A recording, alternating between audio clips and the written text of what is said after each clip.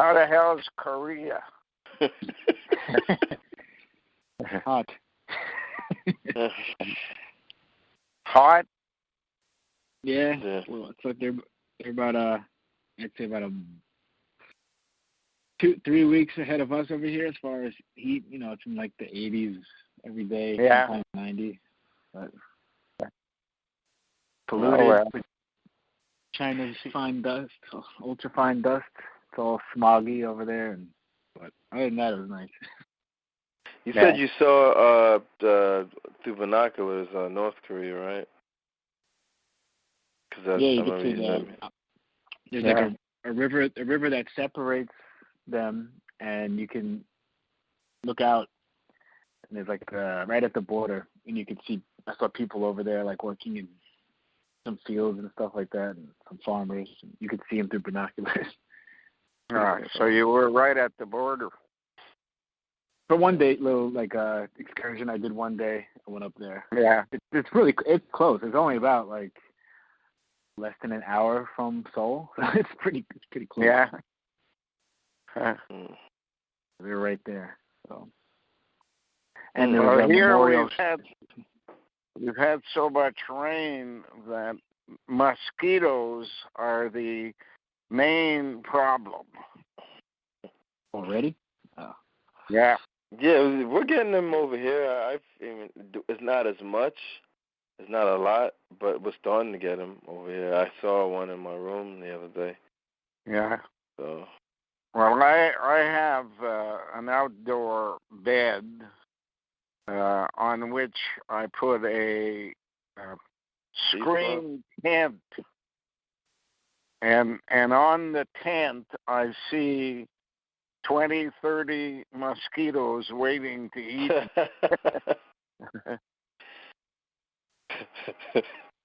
This is probably the only place on the North American continent where I don't have mosquitoes on me.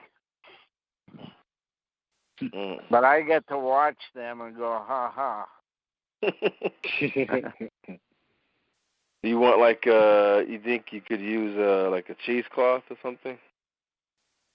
I don't know. What does a cheesecloth do? I think that's what it's called. They're like filters, the screen filters, but they're like you put them on your door to block out mosquitoes and stuff. Yeah. Yeah. Well, these guys, there are enough of them. They're out by the millions. So there's always a way for them to find a way into a room if it's not sealed. So this little tent gives me about a foot in all directions, except my back when I'm sleeping on it. So I get to watch mosquitoes trying to get me. Maybe you could use a bigger tent, a bigger one. That's a bigger one. What do you do in the winter time with it? You know. I mean, you don't have to worry about mosquitoes. No. This is about as good a size as you can get because it gives you the ability to move your hands and feet and not be touching the ends, the sides or the ends. Yeah. Anyways, how's it going?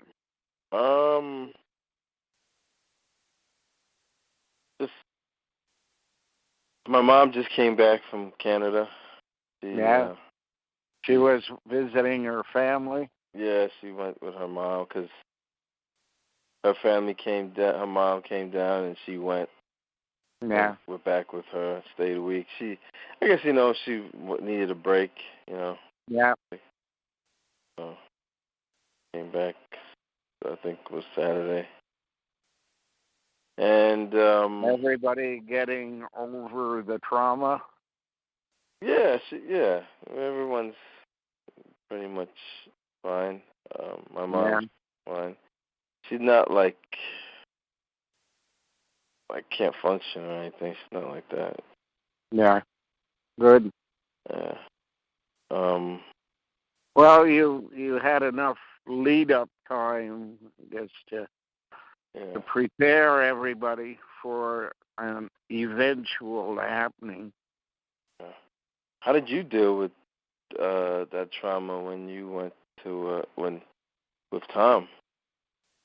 Well, it was different because it was always a feeling that they had done him in.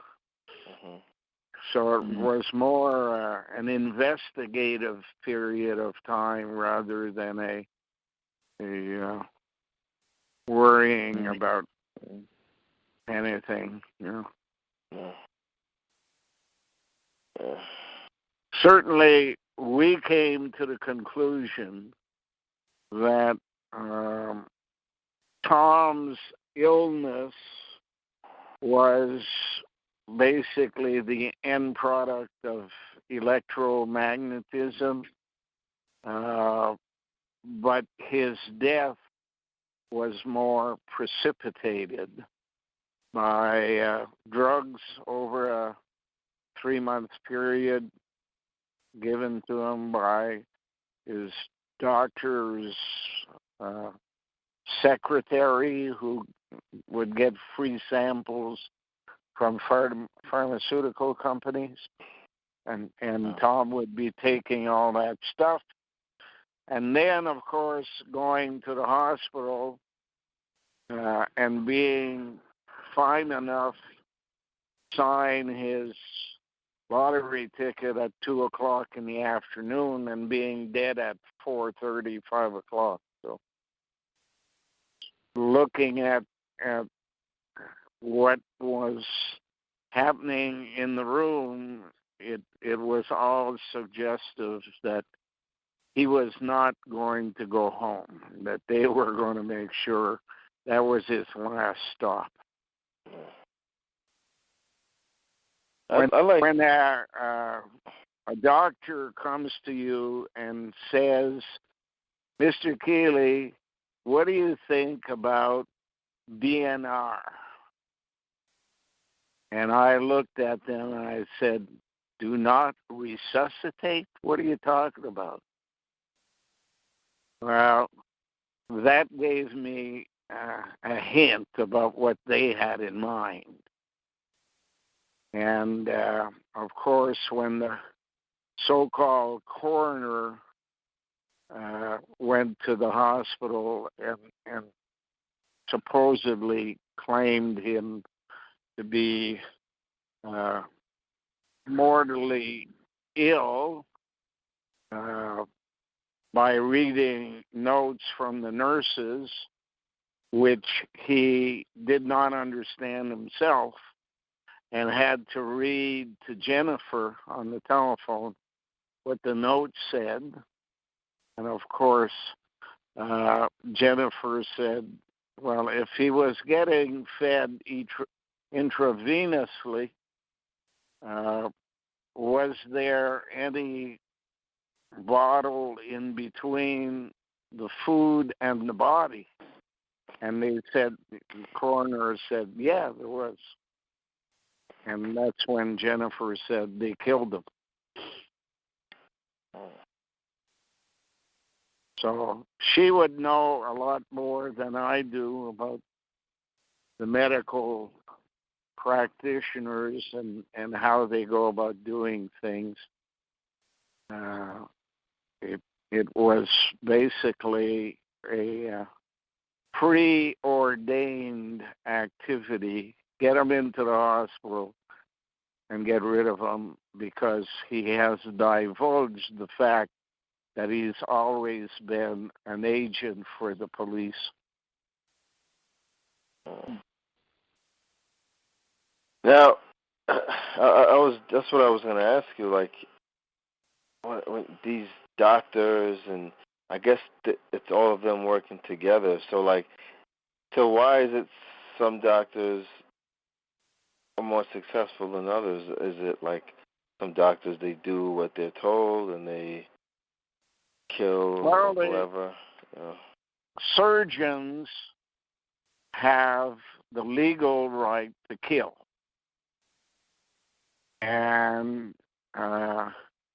coroners are the highest paid bureaucrats in the system of government. Really? Did not know that. So if they get the word, do this person in, the surgeon is the person with the right to kill, and the coroner has the right to cover up. So, are they linked? Yeah. I remember that code. Yeah, I'm sure they work together. The 007, right? License to kill. Is that linked to the surgeon? Well, it's linked to following instructions from the police and the politicians and the bureaucrats. So they don't follow instructions from junior politicians, but if the premier or the prime minister says do something, they do it. Or if the top bureaucrats, who are more likely to be the ones calling the shots, because bureaucrats don't get elected, they just collect pensions after 30 years of service. Mm-hmm. They give the word, and I guess the female doctor from India, came into the room and she asked me what I thought about DNR. That left me with no doubts that somebody was about to do something dastardly, because he was sitting on the bed and recovering from his collapse at Walmart, and there was no doubt in my mind that as long as they fed him, he would be back to normal. That the drugs and the electromagnetism is what shuts down your body. And they were feeding him prednisone. Prednisone is a drug that shuts down your repair mechanism. It's basically used in order to stop a certain disease from progressing further. They shut down the entire body's mechanism for fighting disease on the pretext that then they'll be able to get at this specific illness that this person supposedly has. But the minute you shut down the entire system, you can be killed by anything that would normally be prevented by a normal body. You know what my dad, I remember he came back from a doctor that, I guess the doctor diagnosed him. And then as soon as he started taking some medication, I guess they recommended, he started stuttering a lot and couldn't even talk, really. It like cut off his communication. But when I noticed, when his brain wasn't working, it was right after,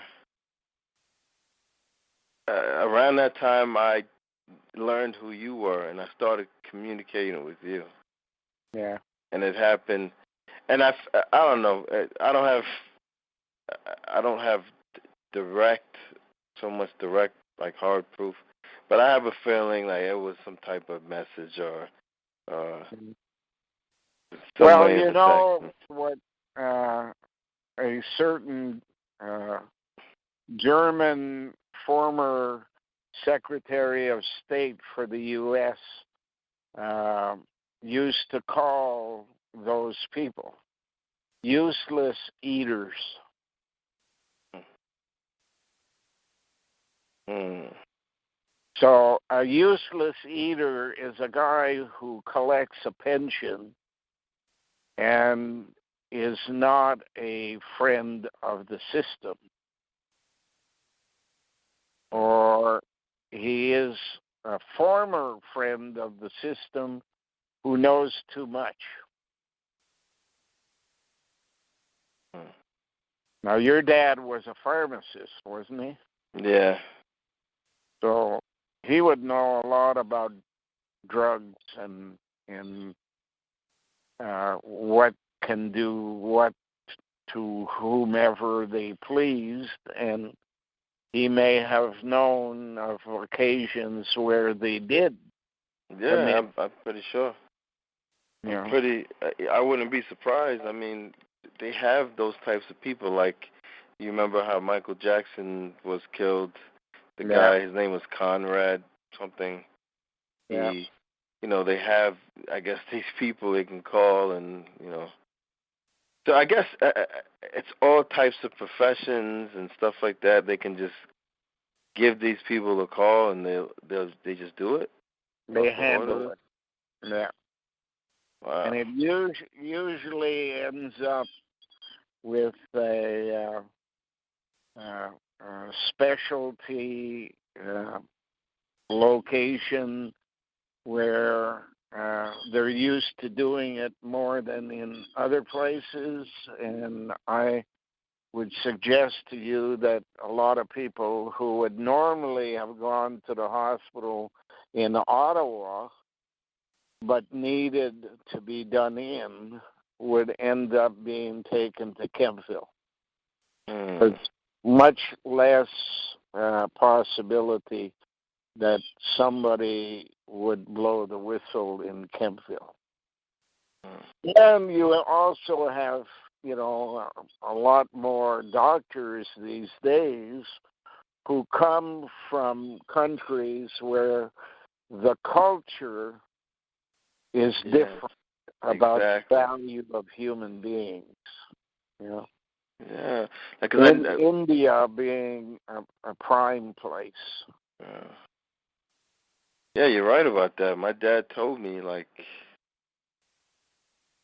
a lot of the people he worked with were from other countries. Yeah. Him being one of them. Yeah.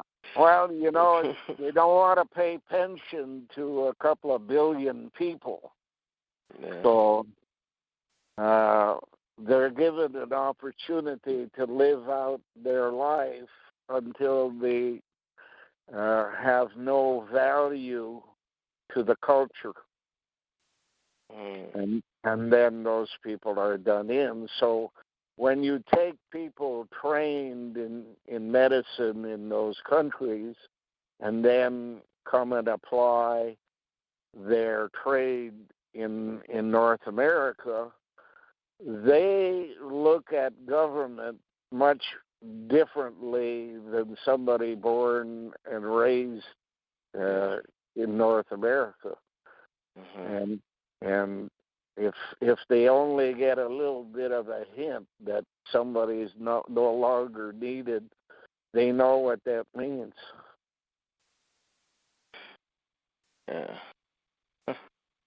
And that I guess that's linked to the whole the gene thing where you have with the migration, like you have a bunch of people come in from another part of the world, and they offer some type of to the system because of their genes.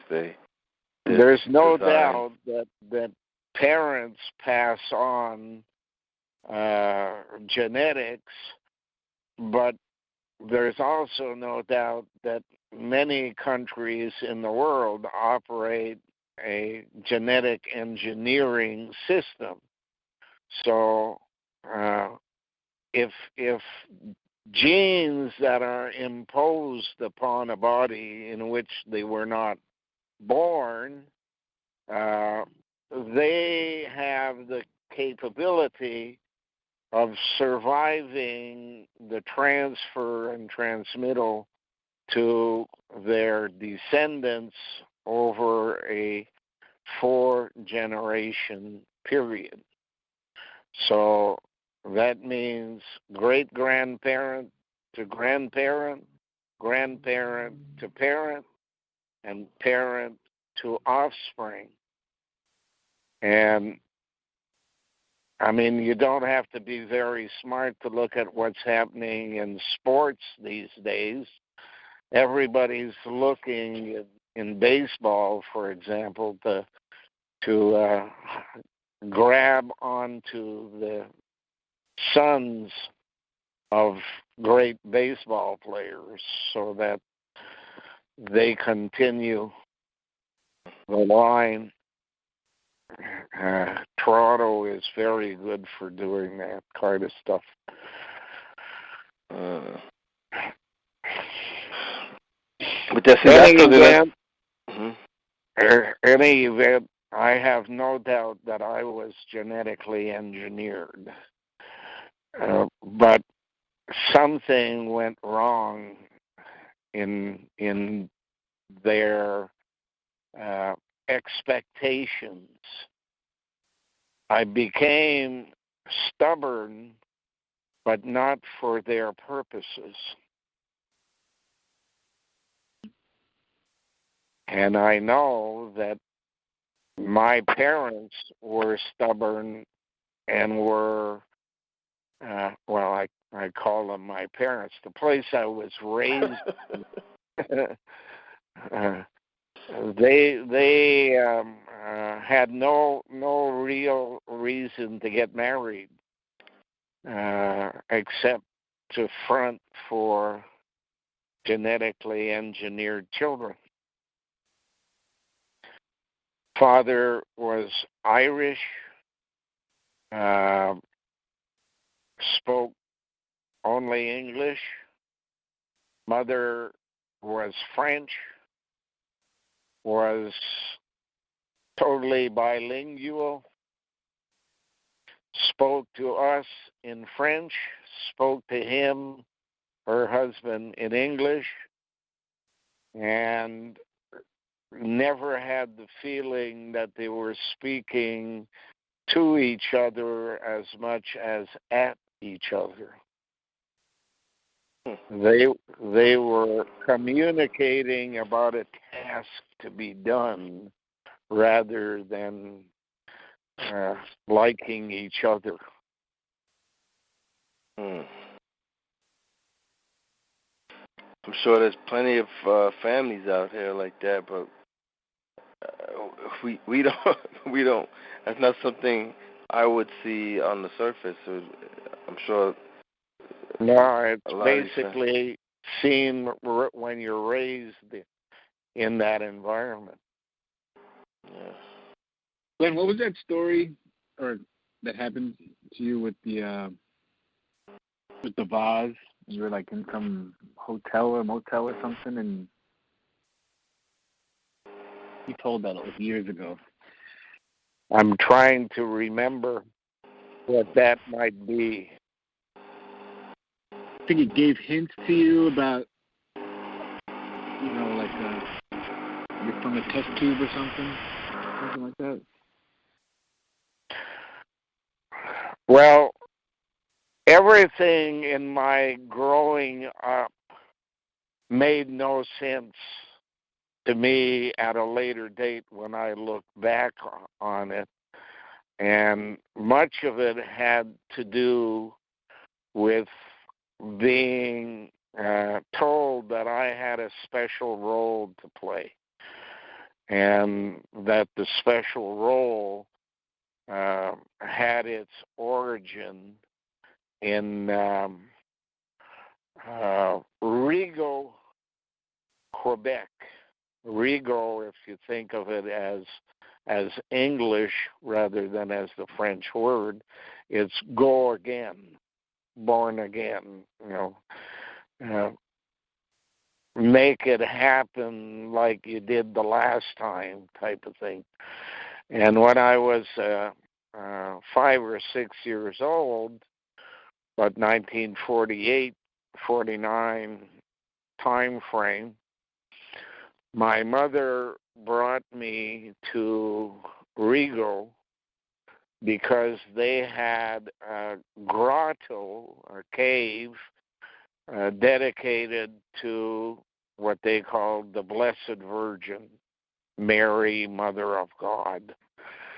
And I remember things like being on the train and asking my mother if I could have something off a tray that some servant on the train was selling, going bench to bench type of thing, maybe chocolate bars or chips or soft drinks or whatever.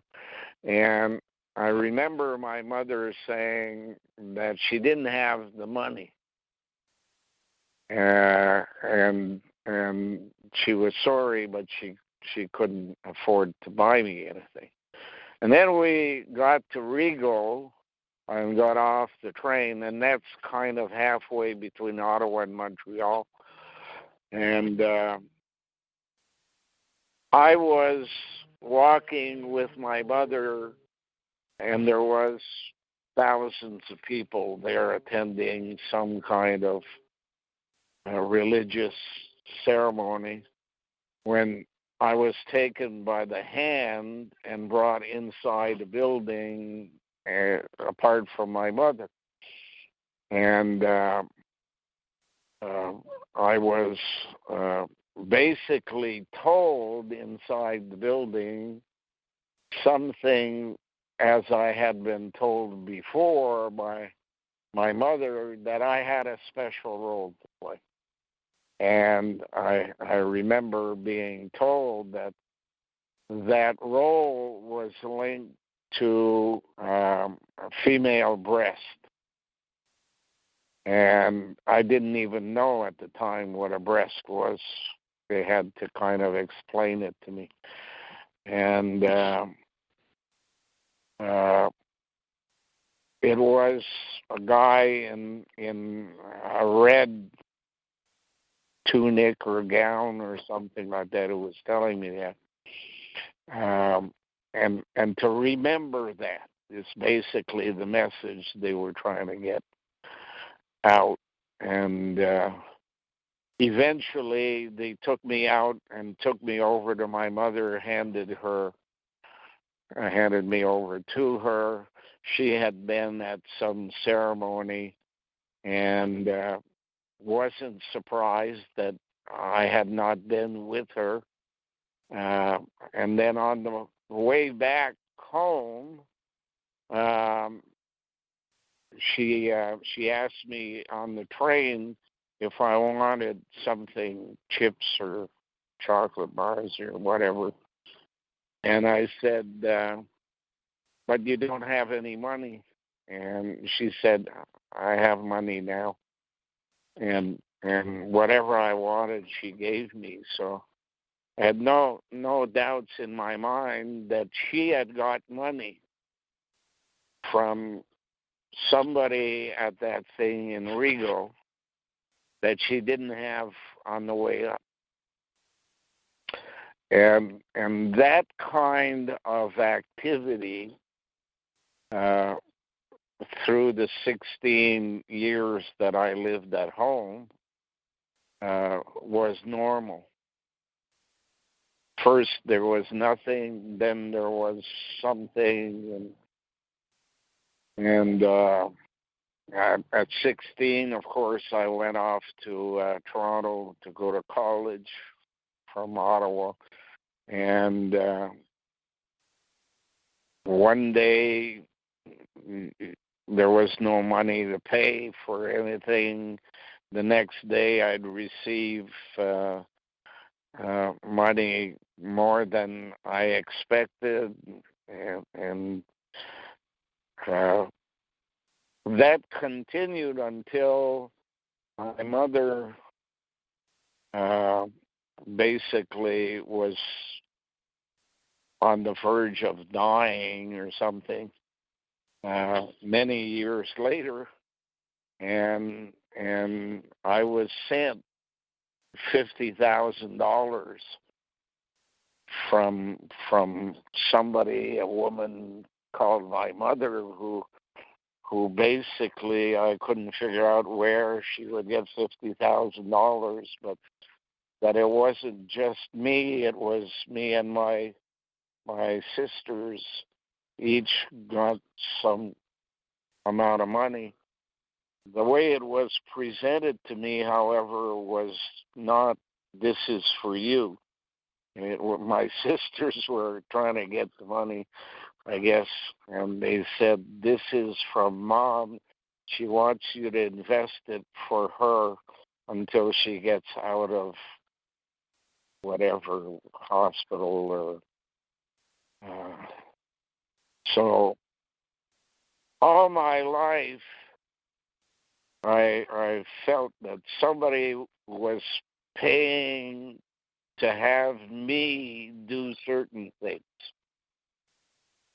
and that it was funneled through my mother, but it was not hers. Now, that, I don't know if that answers your question, but I remember something about a vase, but I don't remember the details of what I used to know. When you get to be 78 years old, these things disappear. I think maybe you were saying you were on the road or something, and you're staying at some hotel or something, or maybe it was before you kind of knew what was going on, but then there was like a vase, and it might have been in your hotel room or in a window or something. Some clue for you, but anyway, I can't remember all of it, but when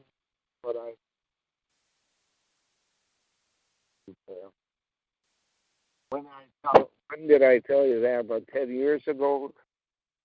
Probably. Yeah. Probably close to that. How long have we known you? How long have we known each other? Years. Do you remember when I first called you, Glenn? No. I can't. I think. I think we started, I want to say, end of 2008, maybe January of 2009. So, yeah, probably 10. Yeah. 10 and a half, almost 10 and a half years, almost.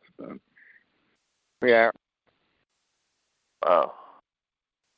It's crazy how time just flies like that. I can't believe I've known you for that long. Well, the problem that I have is that I went on the road for 10 years and spoke to hundreds of thousands of people. So a lot of times I'd get phone calls from people saying, "I met you in Edmonton or Vancouver or whatever." Yeah, maybe. You forget the details. Yeah. You forget them, but when somebody, sometimes it's usually something, music or emotion that will like jolt it, like it'll come back. But it has to be something significant, like an impact. For me, it's like an impact on my life somehow. So. I always had a good memory until I was about 70 years old. Started losing words that are simple, that I used every day, and all of a sudden I'd stop in the middle of a sentence and I couldn't remember the word that went in there. and part of it was because I was raised in the two languages. You at one stage of the game wonder whether the word you're looking for is in French or in English. Yeah. Well, my dad, like when he the signs of that disease, he stopped speaking English. It's like he completely forgot, and he reverted back to the first language. Yeah. And I hear that's common for people who get that. But yeah, you were talking about bureaucrats earlier, and I was watching something about Vikings, and you know how they would. A lot of what they did was raid other towns. Yeah. Rape and pillage. I mean, that's a lot of human history, and I think these types became bureaucrats because as I've been watching like all the stuff about bureaucrats coming out, that's what they do. They raid people's wealth, but they do it in the modern way for today. They with taxpayer money and everything, they just steal so much money. Yeah. And well, they belong to associations that let them conspire for the purpose of getting around the rules that apply to them. If it says, for example, that you're not allowed as a civil servant, bureaucrat, you're not allowed to look up the internet and make judgments on whether you hire people by what is written on the internet, because it may not, in fact, be true. So you're not allowed to do it. Well, what they do is they call their American counterpart, and the American calls their Canadian counterpart, and from the information that they are given on the person they want to recruit that is acquired outside the country, they make their decision. And if somebody says, did you check the internet to get this information? They say, no, of course not. That would be illegal. But in fact, what they called is their association in a different country and have them check the internet and call them back. So. What I'm seeing now, I don't know if you're watching. I've been watching what's going on, again with the politics in the U.S. Now they're saying that they're holding the people who broke the rules for so long that they're going to hold these people accountable. And I'm seeing, it seems from where I'm standing, it seems like the walls are just closing in on them, and you're seeing their reactions, the things that they say that they're nervous because they're going to Well, right now, if I was a bureaucrat, I'd be nervous. Yeah. Because their bosses are the ones who want to get rid of them. They have served their purpose of being human beings in their environment when controlling the earth was most important to their bosses. But their bosses now have a different agenda. Their bosses want to control outer space. And therefore, the jobs, the tasks assigned to bureaucrats in the past 40 years are irrelevant to the task of opening up outer space for mining and manufacturing and travel and living under totally different circumstances. And therefore, these millions of bureaucrats that exist have jobs that are irrelevant to the task at hand, especially starting in 2020. So all of those bureaucrats will be put on the market for some surgeon to deal with. They don't want to be paid pension plans for doing nothing of value in the future.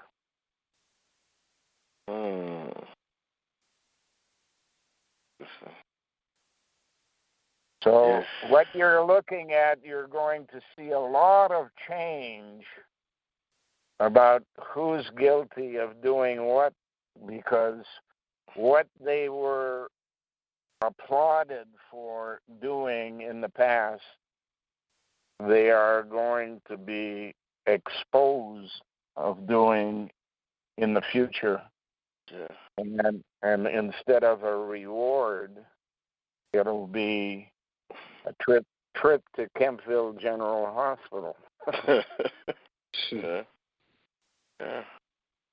But they're being for this whatever I guess controlling space, and it seems like they're being replaced, right? Because I mean, smaller groups, different tasks. So the rules will be different, right? And therefore genetically engineered differently.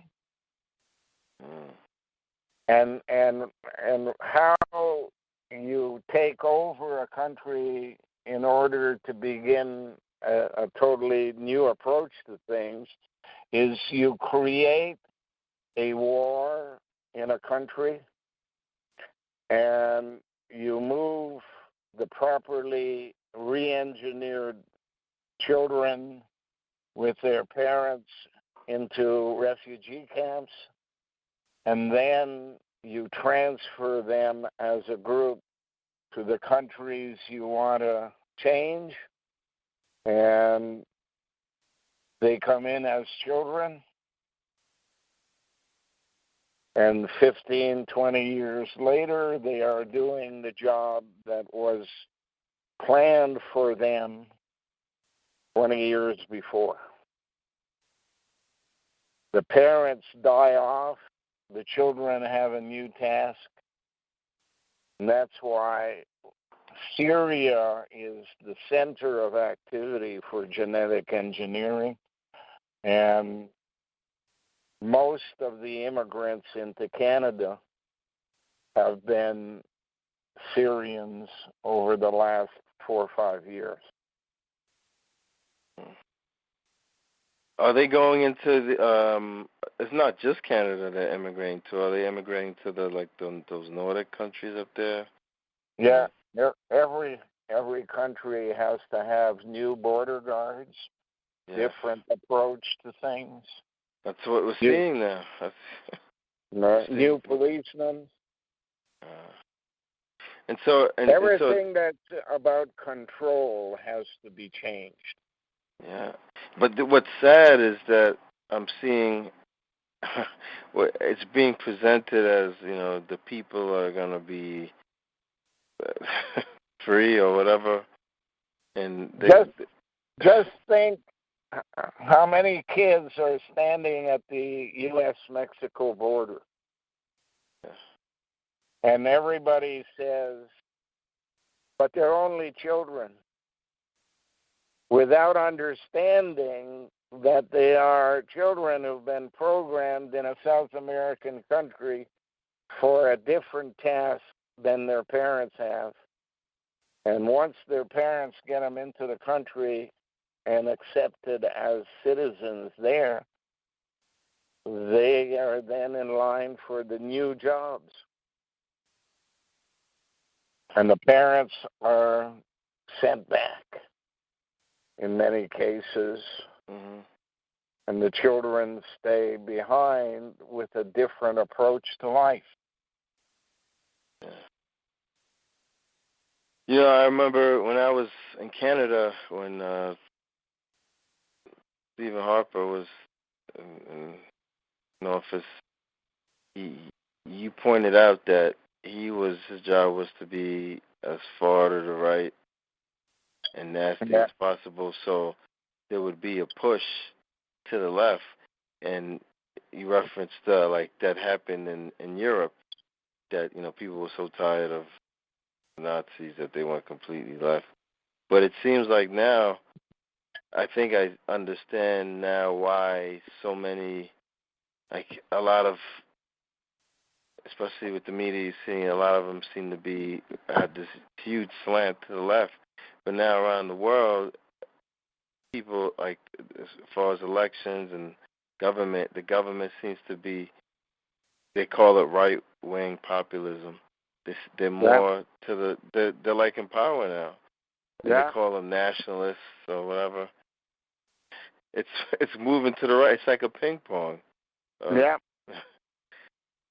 There's no doubt about it that Trump didn't get elected by the people who were in charge 10 years ago. Democrats were running the world, and now here we are 4 years later, and most countries are moving to the right. Same. And 40, 50 years ago, they were on the right. Nazis. Yeah. Don't forget the word Nazi. If you change how you spell the sound, Natsi, Nazi, is the same word as saint. Yeah. Saint, same letters as Nazi. Just keep shifting back and forth, and the people who were in charge have no power, and the people who weren't in charge are gaining power, and you need much less in size of a population. So we've all been told there are too many children in the world for the food that's available, and everybody's cut back from having 5, 10 children to having 1, maybe 2. So the new population is much smaller, and it forces the countries to bring in workers who bring their children who've been programmed differently. All of this is planned. Exactly. And has been for thousands of years.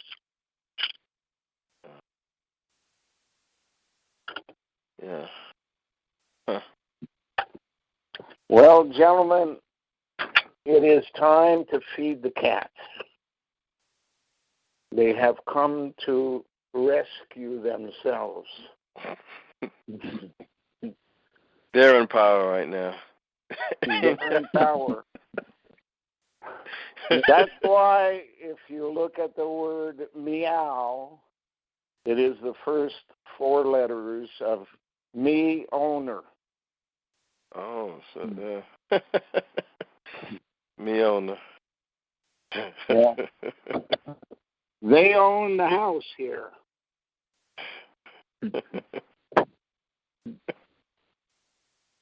Yeah. All right. I guess you got to go serve the owner. But don't be shy. You can call again tomorrow or the next day or the day after. Okay. And I'll always find room for you. Thank you. You and Danny. Yeah. Much appreciated. Yeah. Because you are my voice that I don't have time to give to other people. Yeah. Yep. Thank you for calling. Talk to you next time. Okay.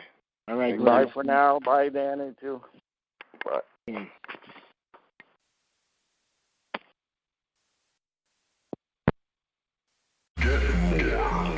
Hey, that looks fun. What are you doing? I'm playing Mega Moolah on Wilds.net. Mega Moolah? Cool. Where are you playing it? Wilds with a Z. Just Google it. Wilds.net. Join the fun, Canada. Play now and discover the ultimate free casino experience. Must be 18 plus to play. Please play responsibly. And it's totally free? No strings attached? Totally free. And you get the most popular video slots available. That's awesome. That's Wilds.net. Your free casino. Just Google it. Wilds with a Z.